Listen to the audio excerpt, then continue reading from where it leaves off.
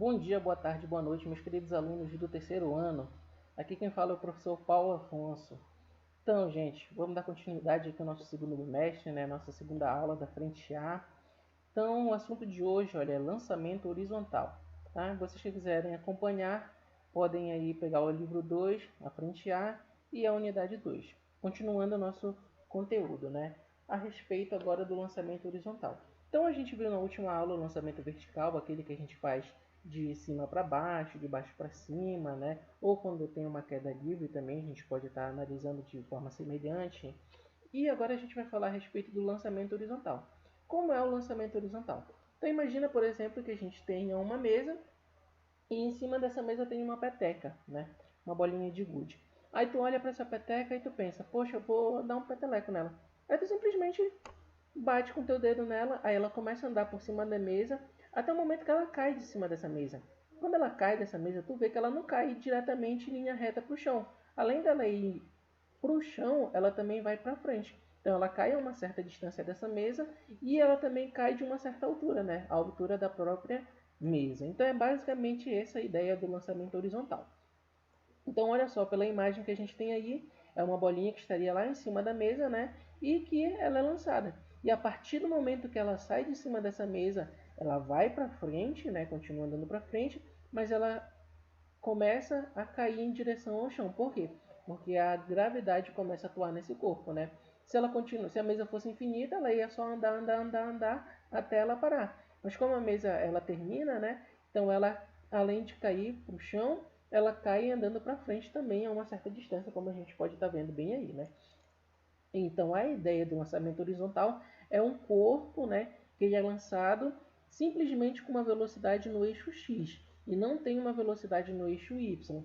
Somente a partir do momento em que ele sai de cima dessa superfície, né, como a gente está vendo da mesa bem aí, e ele começa a cair em direção à Terra, a gente começa a considerar os componentes da velocidade no eixo y, né? Então, beleza, no momento do lançamento ele só tem velocidade para frente, ele não tem velocidade para baixo, porque ele está em cima da mesa, né? Nesse caso aqui como a gente está dando. Então o lançamento horizontal é aquele lançamento que só tem velocidade na horizontal inicialmente. Depois aparece a velocidade devido à ação da gravidade. Beleza.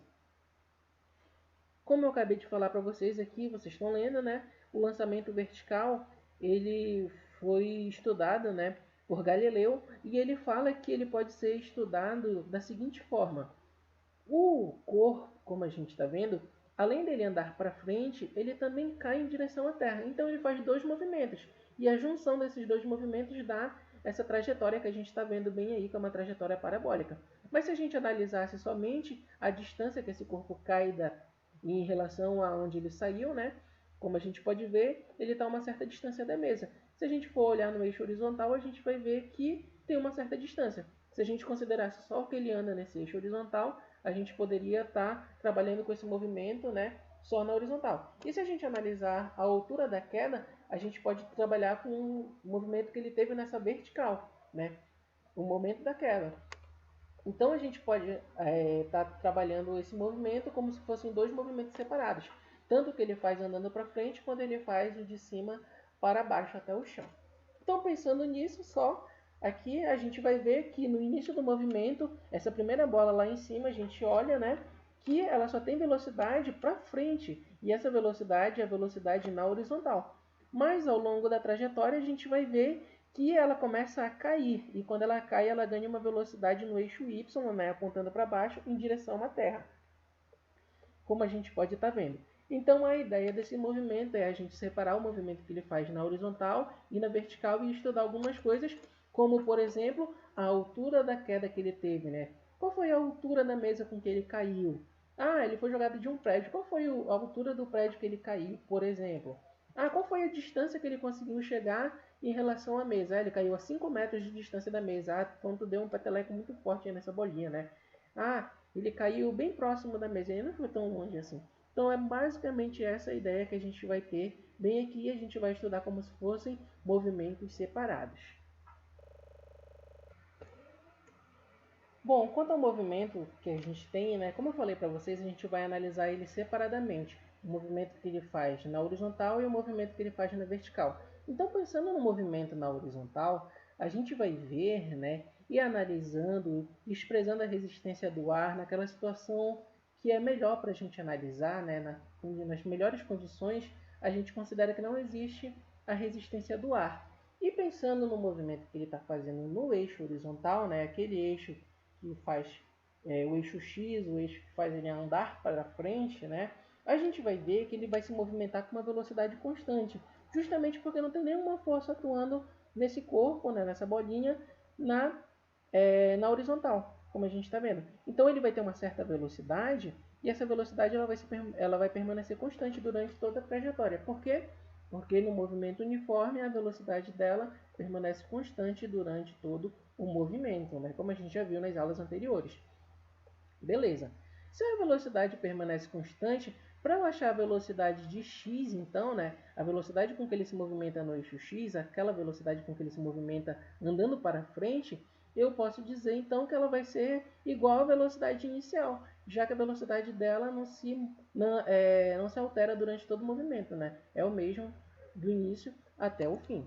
Então, olha só, imagina aqui que vocês têm, por exemplo, uma lâmpada muito forte e essa lâmpada está acima dessa bolinha bem aí. E que quando essa bolinha passa pela frente dessas lâmpadas, não só uma lâmpada, não, um conjunto de lâmpadas, a gente consegue visualizar bem com bastante clareza a sombra dessa bolinha. Se a gente olhasse a sombra dessa bolinha e visse, nós iríamos ver que no chão essa bolinha se movimenta simplesmente em linha reta, apesar de que a bolinha em si, quando a gente fala dela mesmo, a bolinha em si, ela se movimenta tanto para frente quanto para baixo, né, nessa trajetória parabólica, mas quando a gente fala da sombra dessa bolinha no eixo X, né, lá no chão, quando ela é iluminada de cima para baixo, a sombra dessa bolinha se move somente com uma velocidade, né, constante e em linha reta, semelhante ao que a gente está vendo aqui. Então, para cada ponto que essa bolinha tem durante essa trajetória lá no alto, a gente vê que aqui embaixo ela também tem um ponto correspondente, né?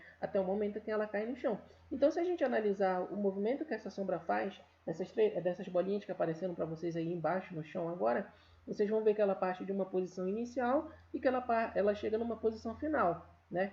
E que a variação entre essa posição final e a posição inicial, né, é o nosso ΔS. Então, é essa a ideia. Dessa forma, a gente vê que ele vai ter um movimento uniforme, como eu falei para vocês. E a velocidade ela permanece constante durante todo o movimento. E essa velocidade é a velocidade de lançamento dela, né? A velocidade com que ela é jogada para frente. Beleza. Se aqui a gente tem um movimento uniforme, a equação do movimento uniforme também é aplicável aqui nessa situação.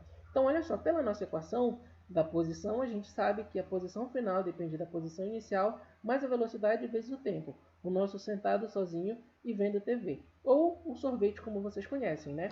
Então, olha só, como é que eu determino a posição final dessa bolinha? Quantos metros de distância essa bola vai cair da mesa? Através dessa equação bem aí. Sendo que a gente geralmente considera essa posição inicial como zero, né? E a velocidade é aquela velocidade de lançamento vezes o tempo com que ela levou para chegar até a posição final, né? Até ela cair no chão. Então é essa a ideia. E por fim, mas não menos importante, a gente considera que a trajetória é para frente, né? No sentido da bolinha, como a gente está vendo. Então, é da esquerda para a direita nesse caso, como a gente está vendo, né? É importante sempre a gente lembrar do sentido da trajetória. Então, tudo que se move para esse lado se move positivamente. Bom, então a gente acabou de ver o lançamento horizontal, né? Então a gente vê que durante todo o trajeto na horizontal ele tem uma movimentação constante, né? Então bora pensar agora no movimento que ele vai fazer na vertical. Então a gente sabe que além dele andar para frente, ele também cai, né? Essa bolinha cai lá dessa certa altura com que ela foi lançada. Beleza, pensando nisso, a gente vai ver que o lançamento horizontal, né? Quando a gente vê o componente dele na vertical, vai ser muito semelhante a uma queda livre, porque ele não tem o movimento de cima para baixo, né? Ele não tem a velocidade inicial, ele simplesmente cai a partir do momento que ele sai de cima da mesa, como a gente viu lá no início da aula. Então, olha só, para o movimento vertical, a gente analisa o movimento que essa bolinha está fazendo somente de cima para baixo, né? Como se fosse numa queda. Apesar dela estar andando para frente, mas a gente vai analisar só o que ela está fazendo de cima para baixo. Então a gente vai ver que essa bolinha aí ela vai cair de uma certa altura. E o que vai acontecer? A gente vai precisar saber, por exemplo, a altura de queda dela, né? Com que velocidade ela vai ter ao longo do caminho também. Então, algumas indagações aí que vão surgir a respeito desse movimento na vertical. Beleza. Então, a gente tem que pensar na vertical. A partir do primeiro momento lá, ela está em cima da mesa, né? Ela já foi lançada para frente, ela está andando para frente, mas ela está em cima da mesa. Porém, a partir do momento que ela sai de cima da mesa, ela começa a cair. Por quê? Porque a gravidade atrai ela para o centro da Terra, né? Quando a gravidade atrai ela para o centro da Terra, ela sofre uma aceleração. E essa aceleração faz a velocidade dela aumentar até o momento em que ela chega no chão. Então, basicamente, é esse o pensamento que a gente tem. Se tem a aceleração da gravidade atuando nesse corpo, esse movimento, então, que tem uma aceleração, é um movimento uniformemente variado, que é aquele movimento que tem justamente a aceleração. Então, se a gente tivesse uma luz muito forte, agora que estivesse projetando ela numa parede, né? Então, a bolinha está vindo na nossa direção, mas a gente tem uma lâmpada projetando a sombra dela numa parede. Quando a gente for ver a sombra que essa bolinha vai fazer na parede, também vai ser uma linha reta, né? Só que de cima para baixo, semelhante ao que vocês estão vendo aí agora nesse momento. Então, para cada ponto que essa bolinha vai ter durante essa trajetória que ela está fazendo aí com uma parábola, né? Ela vai ter um ponto correspondente ali na parede, né? E a gente analisando, a gente vê que é em linha reta também. Então, como a gente tem um movimento uniformemente variado, já que tem a aceleração da gravidade, as equações desse movimento também são aplicáveis, né, nessa movimentação que ela vai ter aí na vertical. Então, olha só, como é que eu faço para determinar a altura com que ela cai? Bom, a altura eu sei que é a distância do ponto mais alto até o ponto mais baixo, sendo que o ponto mais baixo vai me determinar a altura com que ela caiu, né? Então, olha só, a posição final dela vai ser igual à posição inicial, mais a velocidade inicial vezes o tempo, mais a aceleração vezes o tempo ao quadrado dividido por 2. Sentado sozinho vendo TV até 2,5. Sendo que a posição inicial não tem problema nenhum eu determinar como zero, por quê? Porque é a partir daquele momento ali que eu vou começar a analisar o movimento. Então, da onde ela saiu, eu considero como o ponto inicial do movimento dela. A velocidade inicial no eixo Y, a gente viu que ela não existe. Por quê? Porque ela foi lançada somente para frente, então ela só tem velocidade no eixo horizontal, mas no eixo vertical ela não tem essa velocidade.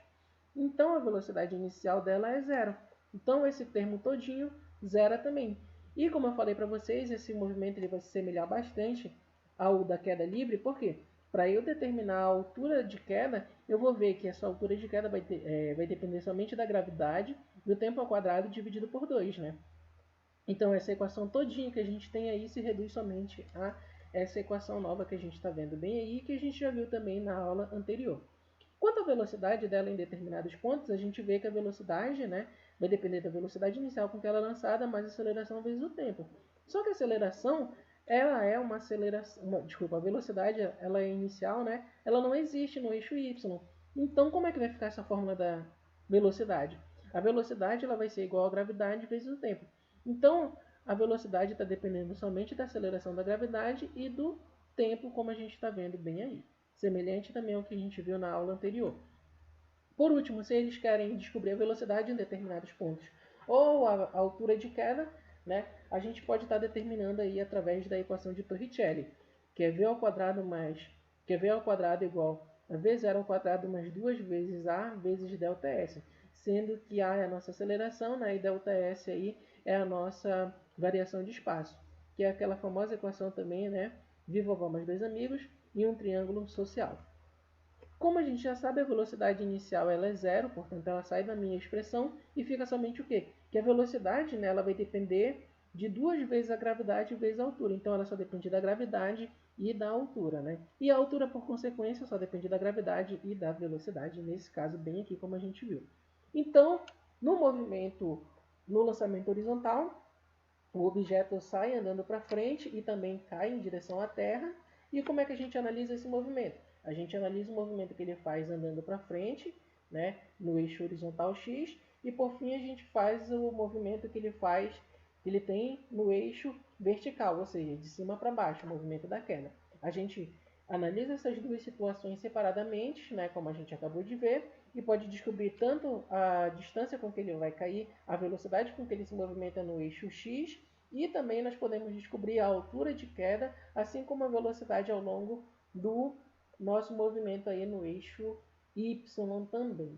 Então a gente vai aplicar essas situações aí em alguns exercícios que vai ser bastante importante vocês estarem analisando, né, com calma, vendo, entendendo. E não se preocupem, tá?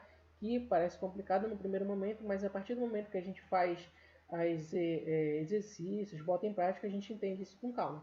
Então eu vou mostrar para vocês os exercícios resolvidos e espero que vocês façam também os exercícios que eu coloquei aí para vocês fazerem nas atividades que eu estou pedindo para vocês. Então é isso, fiquem com Deus, até a próxima aula e obrigado pela atenção.